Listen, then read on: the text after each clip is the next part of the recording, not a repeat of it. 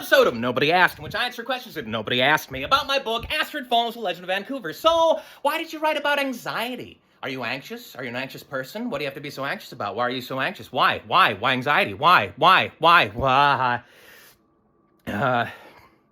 Well, thanks for asking, nobody. I wrote about anxiety because I have anxiety. It's something I've dealt with for most of my life, and I've been diagnosed with a mood disorder. I experience thought spiraling and occasional debilitating social anxiety. Fun fact, after I published the book, I had a full-on existential crisis. Finally saw a doctor, got on some medication. I'm doing a little better now.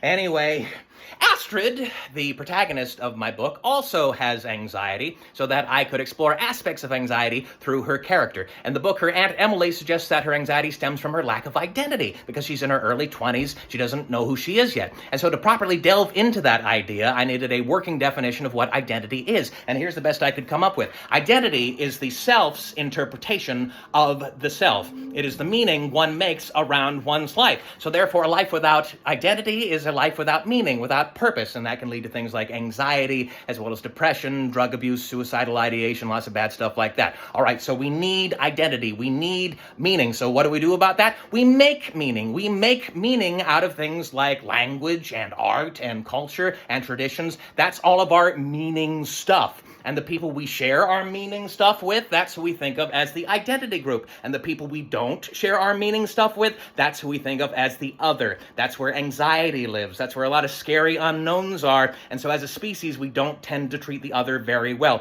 Everything from small dehumanizations all the way up to abject atrocities. Now, the big question is, how do we keep our meaning stuff we need to be mentally healthy without creating an other that we inevitably treat like garbage?